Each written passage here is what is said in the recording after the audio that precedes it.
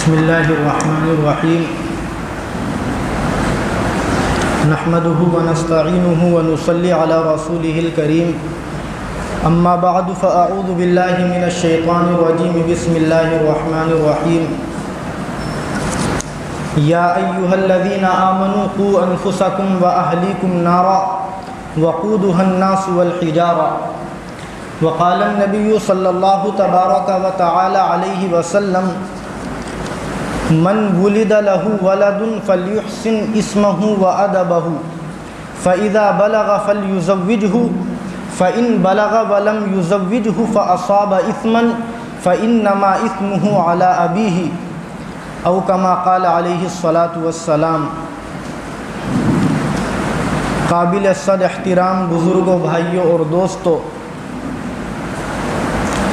آج ہم اس عنوان اور ٹاپک پر گفتگو کریں گے کہ والدین کے اوپر، پیرنٹس کے اوپر بچوں کے کیا حقوق ہیں۔ آپ جانتے ہیں کہ اللہ رب العزت نے اس دنیا کے اندر جتنے بھی انسان پیدا فرمائے ہیں، ان تمام انسانوں کے اوپر ان کے ماں باپ کے حقوق بھی متعین فرمائے ہیں۔ یعنی دو باتیں الگ الگ ہیں۔ ایک بات تو یہ کہ بچوں کے اوپر، اولاد کے اوپر ماں باپ کے کیا حقوق ہیں، اولاد کو اپنے ماں باپ کے ساتھ کس طریقے کی زندگی گزارنی چاہیے۔ قرآن اور حدیث نے، اللہ کے نبی علیہ السلام نے اولاد کے اوپر، بچوں کے اوپر ان کے ماں باپ کے کیا حقوق متعین کیے ہیں۔ اور دوسری چیز ہے کہ وہ حقوق کیا ہیں جو اللہ تعالیٰ نے ماں باپ کے اوپر اولاد کی طرف سے متعین کیے ہیں۔ ماں باپ کے اوپر شریعت نے کچھ حقوق متعین اور لازم قرار دیے ہیں، جن کی ادائیگی ہر ماں باپ کے لیے لازم اور ضروری ہے۔ ایسا نہیں ہے کہ صرف بچوں کے اوپر اور اولاد کے اوپر ماں باپ کے حقوق ہوں، بلکہ جس طریقے سے اولاد کے اوپر ماں باپ کے حقوق ہیں، بالکل اسی طریقے سے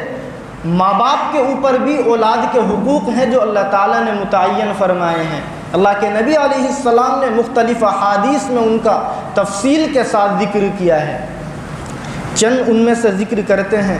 اللہ تعالیٰ ہم سب کو ان پر عمل کی توفیق نصیب فرمائے۔ بنیادی طور پر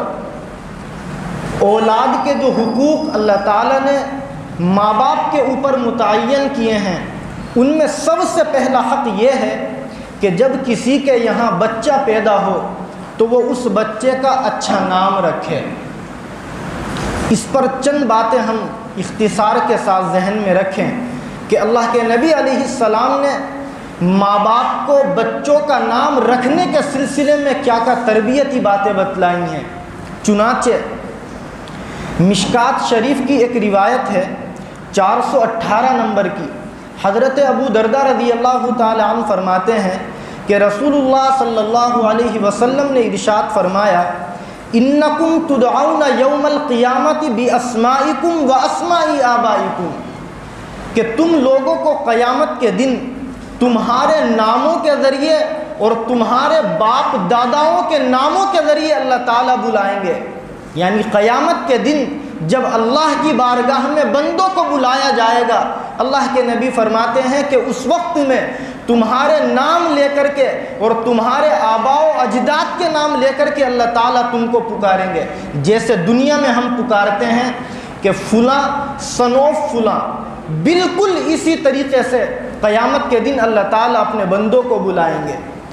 اللہ کے نبی فرماتے ہیں آگے، فَأَحْسِنُوا أَسْمَاءَكُمْ، کہ جب تمہارے ناموں کے ذریعے اور تمہارے بڑوں کے ناموں کے ذریعے تم کو پکارا جائے گا تو اے لوگو تم اپنے نام اچھے رکھا کرو۔ یہ اللہ کے نبی علیہ السلام نے نام رکھنے کے سلسلے میں ہم مسلمانوں کو ایک اصول متعین کر کے بتلایا کہ جب تم اپنے بچوں کا نام رکھو تو اپنے بچوں کا نام ایسا رکھو جس کے معنی اچھے ہوں۔ یہ ماں باپ کے اوپر سب سے پہلا حق ہے جو شریعت نے اور اللہ کے نبی علیہ السلام نے متعین فرمایا ہے۔ اس کے علاوہ بہت ساری روایات ہیں، آپ پڑھیں گے حدیث شریف کی بڑی مشہور کتاب سنن کبریٰ امام بیہقی رحمۃ اللہ علیہ کی، اس میں 5418 نمبر کی روایت ہے، اللہ کے نبی فرماتے ہیں من ولد لہ ولد فلیحسن اسمہ وادبہ۔ بڑے صاف الفاظ ہیں کہ جس کے یہاں بچہ پیدا ہو اسے چاہیے کہ وہ اپنے اس بچے کا اچھا نام رکھے، اسے چاہیے کہ وہ اپنے اس بچے کی اچھی تعلیم اور اچھی تربیت کرے۔ آگے آپ نے فرمایا فَإِذَا بَلَغَ فَلْيُزَوِّجْهُ، جب یہ بچہ بالغ ہو جائے تو یہ اس کی شادی کر دے۔ اور آگے فرمایا فَإِذَا بَلَغَ وَلَمْ يُزَوِّجْهُ، کہ اگر بچہ بالغ ہو جائے اور ماں باپ اس کی شادی نہ کرے فَأَصَابَ إِثْمًا، جس کی وجہ سے بچہ جوانی میں کوئی گناہ کر بیٹھے، آپ فرماتے ہیں فَإِنَّمَا إِثْمُهُ عَلَىٰ أَبِيهِ، اس بچے نے جو گناہ کیا ہے اس گناہ کا وبال اس بچے پر بھی ہوگا اور اس بچے کے ماں باپ کے اوپر بھی ہوگا۔ اس روایت کا جو پہلا ٹکڑا ہے فَلْيُحْسِنْ اسْمَهُ، اس سے معلوم ہوتا ہے کہ ماں باپ کے اوپر لازم اور ضروری ہے کہ وہ اپنے بچے کا ایسا نام رکھے جس نام کے معنی اچھے ہوں۔ اللہ کے یہاں کون سے نام سب سے زیادہ پسند کیے جاتے ہیں، ہم اس کو سمجھیں۔ بخاری شریف کی ایک روایت ہے اور مسلم شریف کے جو الفاظ ہیں وہ الفاظ یہ ہیں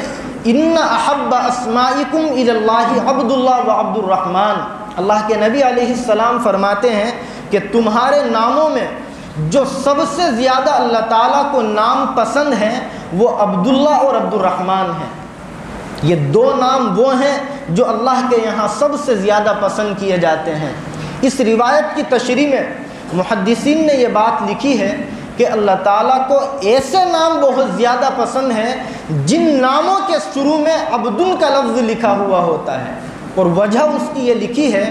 کہ عبدن کا مطلب ہوتا ہے غلام، نوکر،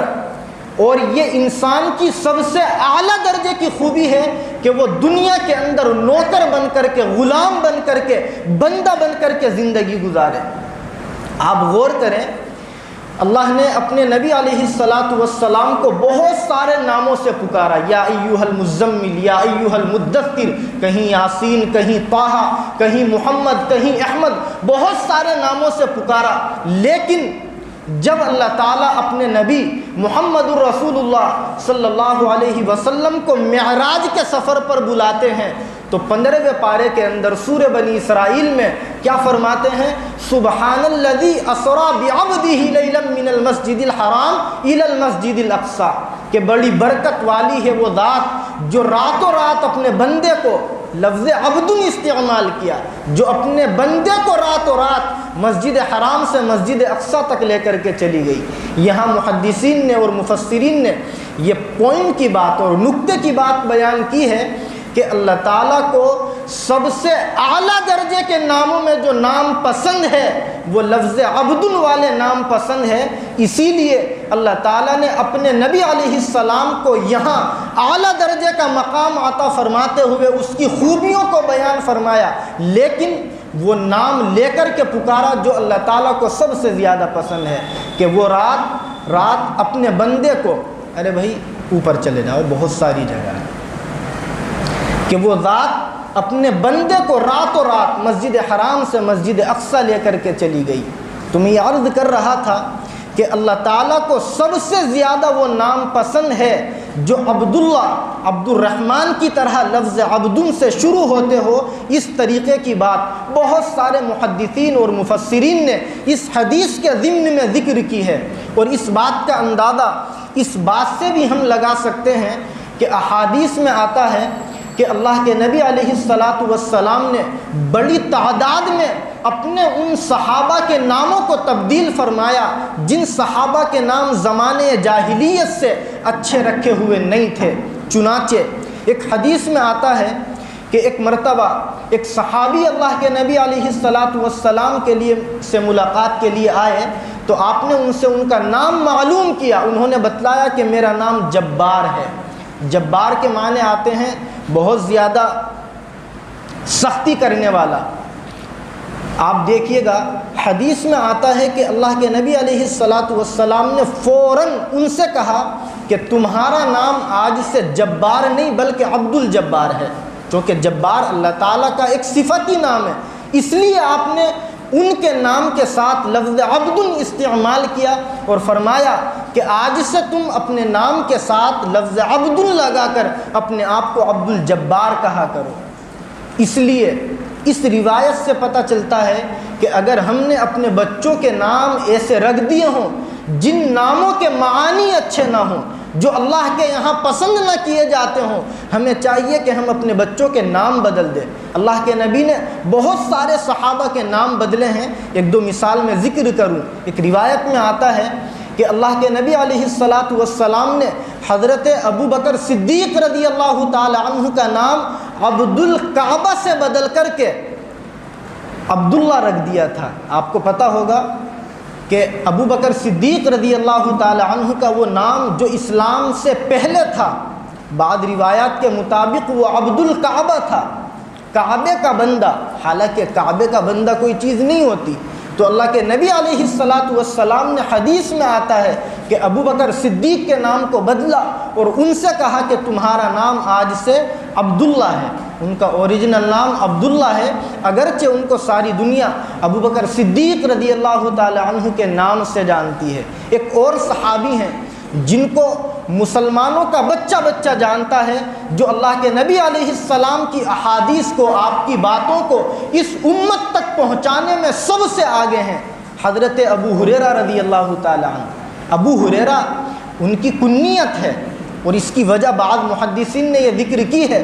کہ وہ بلی کا بچہ اپنے ساتھ میں رکھتے تھے۔ ہریرہ بلی کے بچے کو کہتے ہیں جو چھوٹا سا بچہ ہوتا ہے، اور بعض محدثین نے لکھا ہے کہ وہ اپنی آستین میں اس کو چھپا کر کے چلتے تھے۔ ایک مرتبہ اللہ کے نبی علیہ السلام سے ملاقات ہوئی اور وہ اس چھوٹے سے بچے کو لیے ہوئے تھے، تو آپ نے محبت میں شفقت کے طور پر ان سے کہا یا ابا ہریرہ۔ اس کا ترجمہ ہوگا اے بلی کے چھوٹے سے بچے والے انسان۔ اس کے بعد میں جو ان کا اوریجنل نام تھا اس کے بارے میں آتا ہے کہ زمانے جاہلیت میں ان کو عبد الشمس کہا جاتا تھا۔ عبد الشمس کا مطلب ہوتا ہے سورج کا بندہ، شمس سورج کو کہتے ہیں۔ اللہ کے نبی علیہ السلام نے ان کا نام بدل کر کے عبد الرحمن کیا تھا، رحمان کا بندہ، لیکن ساری دنیا ان کو ابو ہریرہ کے نام سے اس لیے جانتی ہے کہ جس دن اللہ کے نبی نے ان کو یا ابا ہریرہ کہہ کر کے پکارا تھا، اس کے بعد میں جب ان کو کوئی انسان، ان کا کوئی ساتھی، کوئی صحابی ان کا اوریجنل نیم جو اللہ کے نبی نے رکھا تھا عبد الرحمن، اس کے ذریعے پکارتا تھا، تو وہ یوں کہا کرتے تھے کہ بھائی مجھے اس نام سے پکارا کرو جو اللہ کے نبی نے محبت میں مجھے نام دیا تھا۔ اسی وجہ سے پوری دنیا ان کو عبد الرحمن کے نام سے نہیں بلکہ ابو ہریرہ کے نام سے جانتی ہے۔ ان تینوں روایتوں سے یہ بات معلوم ہوتی ہے کہ اگر کسی مسلمان نے اپنے بچے کا نام ایسا رکھ دیا ہے جس نام کے معنی اچھے نہیں ہیں، تو اس کو چاہیے کہ وہ اپنے بچے کا نام بدل کر کے ایسا نام رکھے جس نام کے معنی اچھے ہوں، اس لیے کہ عربی کا ایک مقولہ ہے، کہاوت ہے عربوں کے یہاں، لِكُلِّ امْرِئٍ مِّنْ اسْمِهِ نصیب، کہ ہر انسان کے اوپر اس کے نام کا اثر پڑتا ہے۔ یہ وہ ٹاپک ہے جس پر 10-15 منٹ تو بات ہو ہی سکتی ہے، لیکن وقت اجازت نہیں دیتا، ورنہ میں بہت سارے واقعات آپ کو بتلاتا کہ ایک باپ نے، ایک ماں نے اپنے بچے کے یا اپنی بچی کے وہ نام رکھے جس نام کے معنی اچھے نہیں تھے، اور نتیجہ یہ ہوا کہ اس بچے کے اوپر ان فیوچر اس نام کا غلط اثر پڑا اور وہ بچہ ماں باپ کے ہاتھوں سے نکل کر کے بگڑ گیا۔ ایک واقعہ حضرت عمر ابن الخطاب رضی اللہ تعالی عنہ کی خلافت کا زمانہ ہے، جو مؤرخین نے ذکر کیا ہے، اس سے یہ بات اچھی طرح سمجھ میں آ جائے گی۔ ایک صاحب حضرت عمر ابن الخطاب رضی اللہ تعالی عنہ کی خدمت میں آئے اور وہ کہنے لگے کہ اے امیر المؤمنین، میرے اس بچے نے میرا جینا حرام کر دیا ہے۔ وہی بات جو ہمارے اس زمانے میں بہت سارے مسلمان بھی کہتے ہیں کہ ہم اپنے بچوں سے بڑے پریشان ہیں۔ انہوں نے بہت زیادہ اپنے بچے کی شکایت کی۔ آپ دیکھیے گا امیر المؤمنین عمر ابن الخطاب رضی اللہ تعالی عنہ نے اس کی باتوں کو توجہ سے سنا، اور سننے کے بعد اس بچے کی طرف متوجہ ہوئے اور اس سے گفتگو کرنے لگے۔ اس بچے نے دوران گفتگو امیر المؤمنین عمر ابن الخطاب رضی اللہ تعالی عنہ سے کہا کہ اے امیر المؤمنین، یہ بتلائیے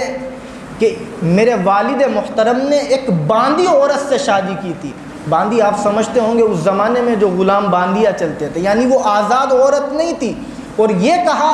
کہ وہ عورت تعلیم یافتہ بھی نہیں تھی۔ یہ الفاظ ہیں کہ وہ عورت تعلیم یافتہ بھی نہیں تھی۔ واقعہ بعد میں ذکر کروں گا، یہاں رک کر کے ایک پوائنٹ کی بات، نقطے کی بات ہم سمجھیں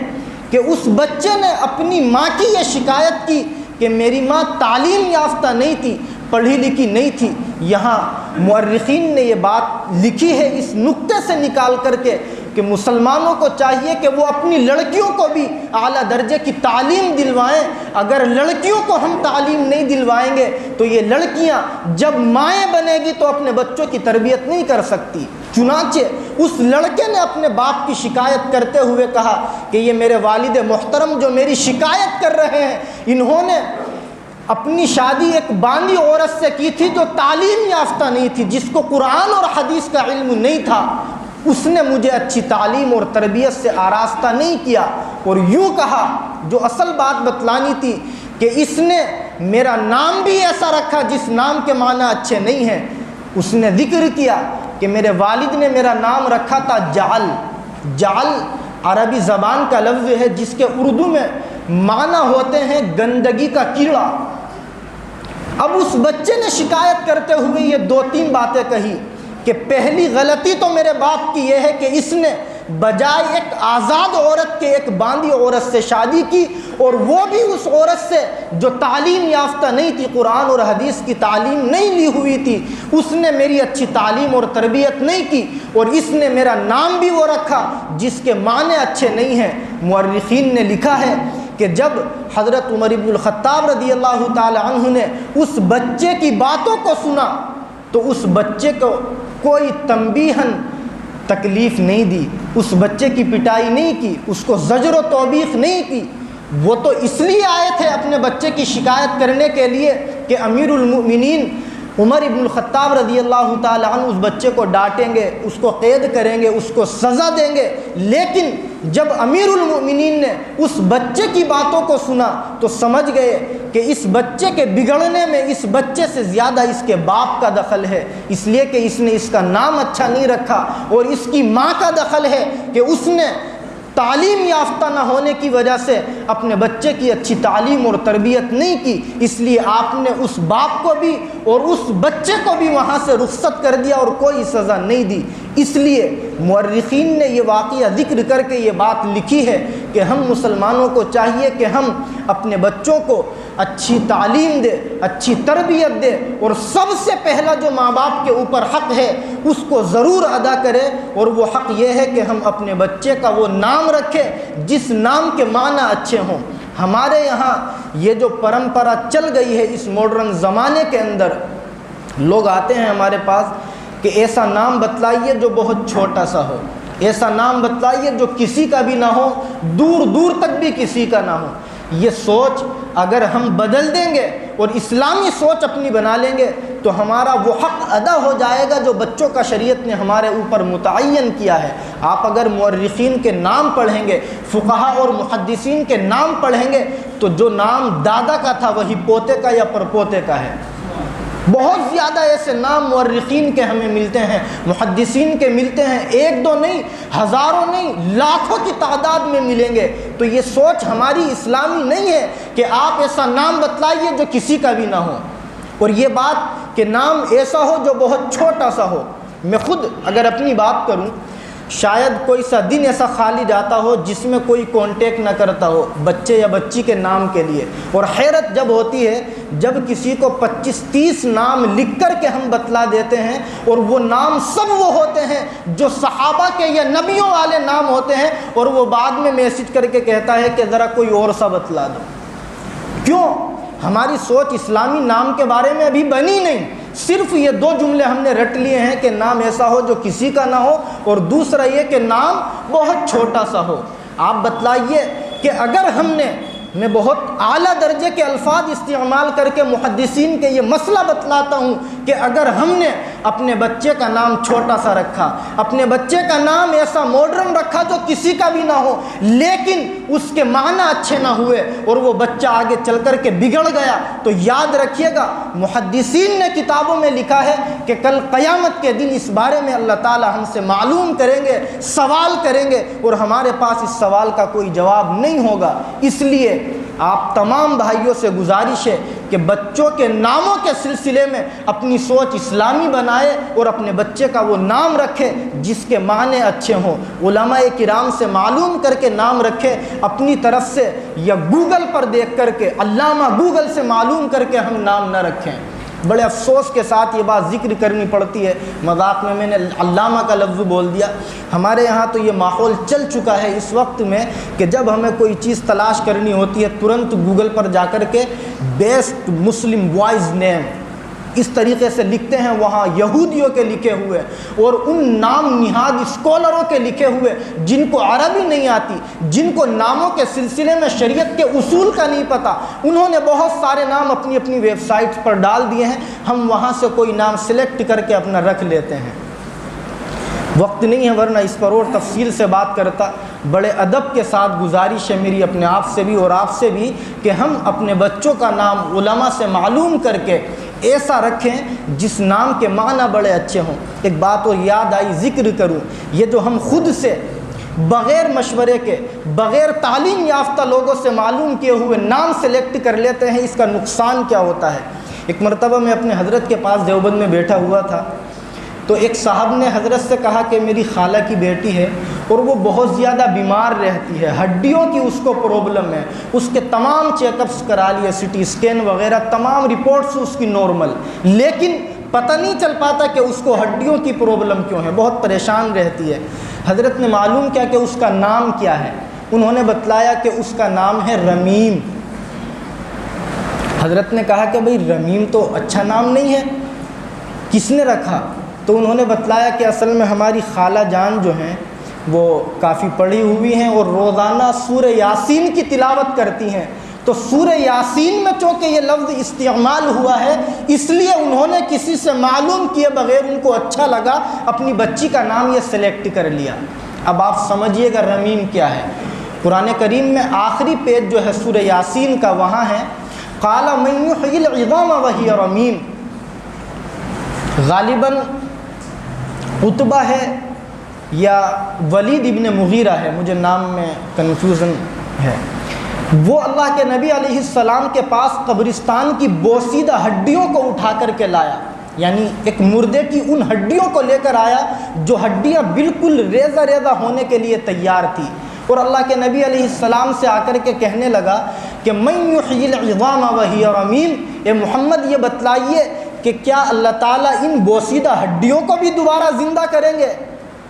پھر اللہ تعالیٰ نے اس کا جواب دیا کہ ہاں، اللہ تعالیٰ ان تمام ہڈیوں کو اور تمام دنیا میں آنے والے انسانوں کو زندہ کریں گے۔ تو آپ سمجھیے گا رمیم ان ہڈیوں کو کہتے ہیں جو ہڈیاں ایک زمانہ گزرنے کی وجہ سے بوسیدہ ہو جاتی ہیں۔ تو ان خالہ جان نے اپنی بچی کا نام بغیر کسی کے مشورے کے وہ سلیکٹ کیا۔ حضرت نے کہا پہلی فرصت میں اس کا نام بدلوا دو۔ نام انہوں نے بدلا تو پتہ چلا کہ چند مہینوں میں اللہ تعالیٰ نے اس بچی کو شفا عطا فرما دی۔ کیوں؟ اہل عرب کا مقولہ میں نے ذکر کیا لِكُلِّ امْرِئٍ مِّنْ اسْمِهِ نصیب، کہ ہر انسان کے اوپر اس کے نام کا اثر پڑتا ہے۔ حضرت عمر کا جو واقعہ بتلایا جال والا، گندگی کے کیڑے والا، اس سے یہ بات سمجھ میں آ جاتی ہے۔ اس لیے ہم اپنے بچے کا ضرور ایسا نام سلیکٹ کریں جس کے معنی اچھے ہوں۔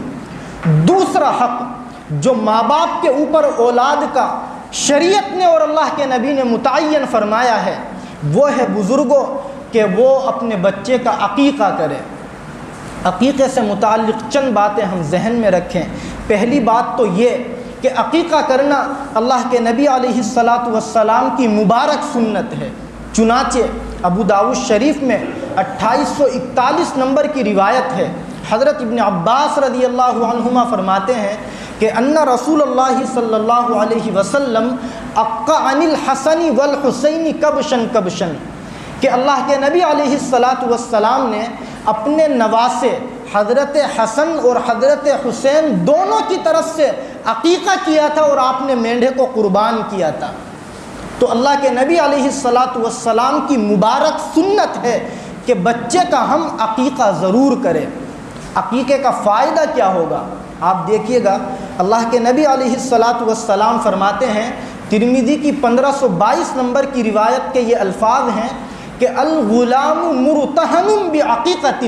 کہ بچہ عقیقے کے ذریعے گروی رکھا ہوا ہوتا ہے۔ اس کی تشریح محدثین نے یہ کی ہے کہ جس بچے کا ماں باپ عقیقہ کر دیتے ہیں وہ بچہ اللہ تعالیٰ کے یہاں گویا ایک طریقے سے گروی رکھ دیا جاتا ہے۔ اب عقیقے کی برکت سے اللہ تعالیٰ اس بچے کی مصیبتوں سے، پریشانیوں سے اور دیگر بیماریوں سے انشاءاللہ حفاظت فرمائیں گے۔ اس لیے ہم اپنے بچے کا عقیقہ ضرور کر لیا کریں۔ عقیقہ کب کریں؟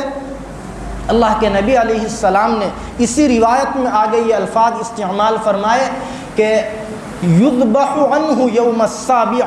کہ اس بچے کی طرف سے جانور کو ذبح کیا جائے 7ویں دن۔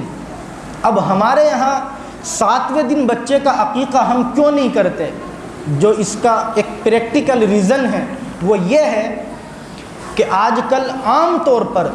بچے آپریشن سے پیدا ہوتے ہیں، تو پتہ چلا کہ ابھی وائف ہاسپٹل میں ہے یا بچہ اللہ نہ کرے کسی کے ساتھ یہ سچویشن بنے مشین میں رکھا ہوا ہے، تو ہم کرتے کیا ہیں کہ وہ اصل میں جب چھچک آئے گا، چھچک بھی چلتا ہے نا ہمارے یہاں، کہ جب چھچک آئے گا سسرال والے آئیں گے، وائف کی خالہ، نانی، ماموں، بہت سارے فلانے ڈھمکانے یہ سب آئیں گے، تب جا کر کے ہم کوئی بڑا فنکشن کریں گے، پروگرام کریں گے، تب ہم عقیقے کی ڈیٹ متعین کرتے ہیں، مہینے 2 مہینے چند مہینوں کے بعد۔ اللہ کے نبی علیہ السلام نے کیا فرمایا؟ یوم السابع، کہ اس بچے کی طرف سے جانور کو 7ویں دن ذبح کیا جائے۔ 7ویں دن کے بعد میں جو عقیقہ کیا جاتا ہے وہ عقیقہ نہیں ہے، وہ پارٹی ہے، وہ پروگرام اور فنکشن ہے۔ اللہ کے نبی نے جو فضیلت بیان فرمائی ہے وہ 7ویں دن عقیقے کی بیان فرمائی ہے، اور جن لوگوں کو مجبوری کی وجہ سے عقیقہ 7ویں دن میسر نہ ہو، تو ملا علی قاری رحمۃ اللہ علیہ نے، حافظ ابن حجر عسقلانی رحمۃ اللہ علیہ نے، اور خود اسی حدیث کے تحت امام ترمذی رحمۃ اللہ علیہ نے لکھا ہے کہ فَإِن لَّمْ يَتَحَيَّ يَوْمَ السَّابِعِ، کہ اگر 7ویں دن عقیقہ نہ ہو سکے، پاسبل نہ ہو، کوئی پریشانی ہو، مجبوری ہو، تو آپ فرماتے ہیں کہ 14ویں دن اس کا عقیقہ کر دیا جائے، اور اگر 14ویں دن نہ ہو تو تیسرا جملہ یہ لکھا ہے کہ 21ویں دن عقیقہ کر دیا جائے۔ لیکن محدثین یہ لکھتے ہیں کہ اگر آپ نے ان تینوں تاریخوں میں عقیقہ نہیں کیا، اس کے بعد میں کیا، تو یہ عقیقہ نہیں، یہ نفلی پروگرام ہوگا، جس کو ہم اس زمانے میں پارٹی کا نام دے سکتے ہیں۔ اس لیے ایک آسان سا طریقہ، خود میں بھی اس پر عمل کرتا ہوں، آپ بھی کریں، بات مشورے سے، مذاکرے سے سمجھ میں آتی ہے، وہ یہ ہے کہ اگر آپ کے یہاں بچہ پیدا ہوا، چاہے آپریشن سے ہوا ہو، وائف بھی ہاسپٹل میں ہو، بچہ بھی ہاسپٹل میں ہو، آپ یہ کریں کہ اگر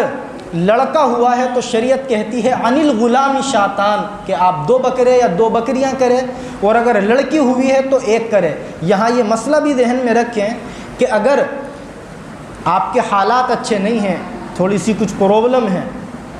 فائنینشلی پرابلم، تو لڑکے کی طرف سے ہم 1 بکرا یا 1 بکری بھی کر سکتے ہیں، عقیقہ ادا ہو جائے گا۔ اب ہم کریں کیا جس سے ہمارے لیے عقیقے کی سنت پر عمل کرنا آسان ہوگا؟ وہ یہ ہے، آپ نے 1 بکرا، اگر لڑکی ہے، یا بکری خریدی، اور آپ نے کسی کو بتلانا بھی نہیں ہے، کیونکہ آپ کو بکرا یا بکری جو ذبح کرنی ہے وہ شہرت کے لیے نہیں، وہ اللہ کے نام پر کرنی ہے، وہ بچے کی حفاظت کے لیے کرنی ہے۔ اس لیے آپ یہ قربانی خود اپنے گھر میں کسی کو بتلائے بغیر، شور و غل کیے بغیر کریں، اور اس کے گوشت کو آپ اکٹھا کر کے کچھ غریبوں میں تقسیم کر دیں۔ اور مسئلہ یہ ہے کہ ہم خود بھی کھا سکتے ہیں۔ بہت سے لوگ کہتے ہیں کہ عقیقے کا گوشت خود نہیں کھانا چاہیے، یہ غلط ہے، آپ خود بھی کھائیں، کچھ غریبوں میں تقسیم کر دیں، اور کچھ دوستوں میں اور کچھ رشتہ داروں میں تقسیم کر دیں۔ اب بتلائیے اس والے عقیقے کی سنت پر عمل کرنے میں کوئی لمبا چوڑا خرچ کرنا پڑے گا؟ وہ جو عقیقہ ہے فنکشن والا، پروگرام والا، اس میں تو لاکھوں لاکھوں روپیے ہمارے خرچ ہوتے ہیں، اور حالات نہ ہونے کی وجہ سے مارکیٹ کے لوگوں کو ہم یہ کہہ لیجئے کہ ان کی رعایتوں کے تحت لانے کے لیے ہم اپنا سنت والا پروگرام چھوڑ کر کے پارٹی کی طرف یا تو چلے جاتے ہیں، یا حالات نہ ہونے کی وجہ سے عقیقے کی سنت کو چھوڑ دیتے ہیں۔ بہت آسان ہے، آپ کوئی سستا سا بکرا یا بکری لڑکی کی طرف سے ایک، لڑکے کی طرف سے دو خریدیں اور اپنے گھر پہ ذبح کرے، یا قصائی کی دکان پر آپ ذبح کرے اور اس کے گوشت کو کسی کو بتلائے بغیر تقسیم کر دے، انشاءاللہ عقیقے کی سنت ادا ہو جائے گی۔ اور عقیقے کی سنت جب ادا ہوگی تو اللہ تعالیٰ اس بچے کی حفاظت فرمائیں گے۔